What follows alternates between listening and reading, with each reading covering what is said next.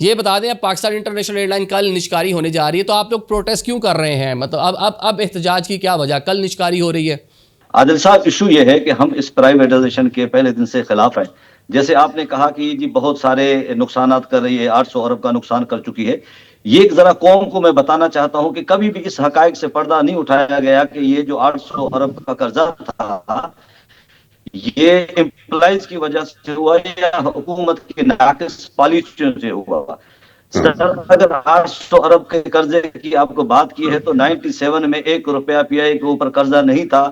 خاقان عباسی صاحب جب اس کے چیئرمین منتخب ہوئے تو وہ اس ایئر لائن پہ 10 ارب کا قرضہ ایئرپورٹ کراچی کا افتتاح کیا تو وہاں اوپن اسکائی پالیسی کا اعلان کیا، جو اس ملک اور اس ایئر لائن کے لیے زہر قاتل ثابت ہوگی۔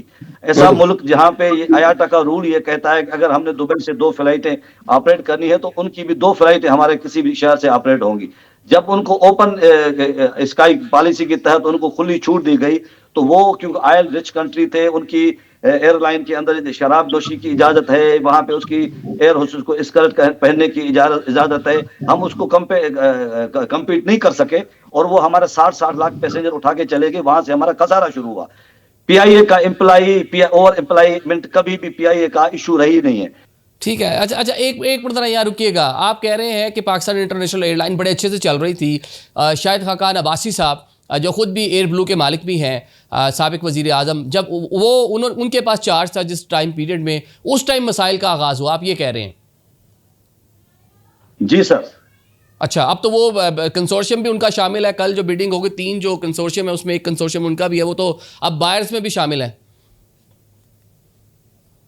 دیکھیں نظامی صاحب، سب سے زیادہ جو بددیانتی یہی ہوتی ہے کہ آپ یہ یونیورسل ایتھکس کے خلاف ہوتا ہے کہ آپ ایک ایئر لائن کے چیئرمین تھے، سارے راز اس کے سامنے، بزنس راز آپ کے سامنے عیاں کر دیے گئے اور آپ نے وہاں بیٹھ کے یہ سوچ لیا کہ میں نے نکل کے اپنی ایئر لائن کھڑی کرنی ہے، تو آپ پی آئی کو پالیسی کیا دے کے گئے ہوں گے؟ یہ کنفلکٹ آف انٹرسٹ ہوتا ہے۔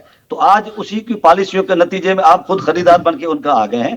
اب دیکھیں جی، عارف حبیب لکی سیم چلے گئے اور ان کا میں شکریہ ادا کرتا ہوں ان کا کہ انہوں نے ان کو یہ کہا کہ جناب آپ نے کہا تھا کہ ہم نے یونین کو آن بورڈ لیا ہے، کوئی مسائل نہیں ہوگا، کوئی مسئلہ نہیں ہوگا، یونینز تو باہر نکل آئی ہیں، اس کا مطلب ہے کہ آپ نے ہم سے جھوٹ بولا، تو وہ چلے گئے۔